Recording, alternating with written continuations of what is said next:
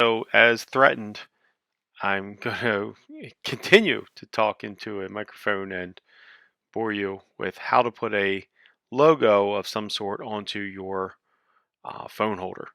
Now, there's two options for putting a logo on things with a laser cutter. What's more popular is what's called an engraving, where you don't cut all the way through. You basically vaporize a thin layer on top of your part, and it kind of just makes an indent or a carving into it, an engraving, and you have your logo that way. The issue that we have with those, at least for our class, is engravings take an order of magnitude longer to do, or at least one order of magnitude longer to do than a cut, simply because you have to go over each piece almost pixel by pixel. So it takes a very long time to engrave things. If you're doing this for money, or you absolutely have to have something engraved, that's fine. For our purposes, we are just going to do a vector cut. That will, for instance, this may take like 3 minutes to do on the laser cutter to make the phone stand. Adding a vector logo and cutting it may take another 20 seconds. If we go to engrave it, it may take another 20 minutes. So we just don't have that kind of time with 60, 80 people getting a phone stand cut out. For your projects, however, yeah, absolutely, your final project, if you need it, totally, we will engrave something or work that out. All right, so you can actually just create a sketch here and create your own logo or shape or things like that. And then, through rectangles, squares, triangles, whatever, polygons. But probably a more popular option, at least for our purposes, is doing an SVG file. That's, you create your logo or you download one from the internet, and then we put it onto our base here, or the base back here, and then we cut it out. There is a couple things to be aware of, though, when dealing with logos or dealing with SVG files. So let me open up actually one more here, SVG file. So if you go to images of SVGs, there's literally hundreds of thousands of them, and some will work, but a majority will not. Ones that will work would be something like this Batman logo here, where it's all one piece. If you cut this out and this black part was just fell out and you were left with everything around it, it would be obvious it was a Batman logo. However, right next to it, this yin and yang, if we cut out the circle, then all of the middle falls out and you don't get anything left. Or let's say you cut out this white part, well, that falls away as well as the dot on the inside. So you can't just cut out and then still have stuff left in the middle. If you cut it out, like for instance this rocket, if I go around the edge of this rocket and cut it all out, you'll have the rocket shape, but you won't have the window on the inside, which may be okay, maybe not. Ghost, same thing. So kind of compare that to this Batman logo. If I go around this oval or this ellipse and cut it all the way out, then it falls out and I don't have any chance to make the Batman logo inside of there. Whereas if you engraved it, yeah, you could. So why I bring this up is because the Android one, this is figure half the people are using iPhones, half the people are using Androids. This is a popular option.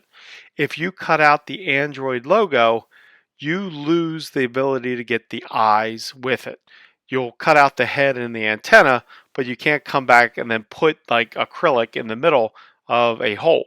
So you'll get the logo, you just won't get the eyes. You can also cut out obviously the arms and the base, but just know that the eyes aren't going to be there when you do it. And if you can't imagine it, imagine cutting this out with paper and then seeing what you have when it's done. So the Mac one, however, does work. You can cut out the apple as well as the leaf. There's plastic in between, and you still get the Apple logo and the idea behind it. Another popular one people do is the radioactive symbol. Whatever. And you don't have to have one at all. This is just, like I said, some bonus if you want to do something like that. So the Mac logo, a lot of these you can find at Wikimedia Commons. Some people want you to pay for an SVG. Whatever you're doing, that it's not neither here nor there for me. Just saying.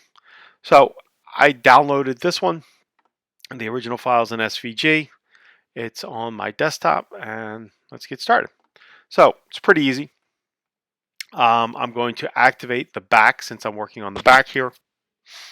And I'm going to go to Insert, SVG. Now it may bring this up that's just saying, hey, things have moved around, you've turned something or whatever. Just go ahead and capture position. Don't use the planes, actually use the back. You want the front of your back plate, if that makes any sense. Click on there. And then it's not very intuitive, but the Insert SVG, you have to click on this little folder here. And then I'm going to grab my download. And there it is. Now it may come in way, way big, way, way small. It's really up to whoever designed the SVG. So to move it, you can kind of just grab here. To change the scale, you can kind of move this back and forth. I'm going to kind of center this up as best as I can. And that'll do it. Go ahead and finish sketch. And then I just need to extrude that piece out. So I click here and here, punch it through. I can extend all, click OK, and it cuts out that logo. Now, that being said, if you want to cut this out with the laser cutter and you've already made a DXF file of your sketch, you're going to need to make a new sketch to do that DXF file. So if that's not, you'll go back to the other one and look at what we were doing there. If you make this sketch and then put the logo in, you need to make a new sketch. So I'm going to go ahead and click here, create sketch, click on the face of there, and that's it. It's right there. Click finish. And then lastly, that sketch, I just go ahead and say save as a DXF and then save that as the new back replace. So if you don't trust it, you can then always go back here to a new design, insert DXF, select the plane, and then select your DXF file that was back. Click open, give it a second. It always seems like it's 2 seconds longer than it needs to be.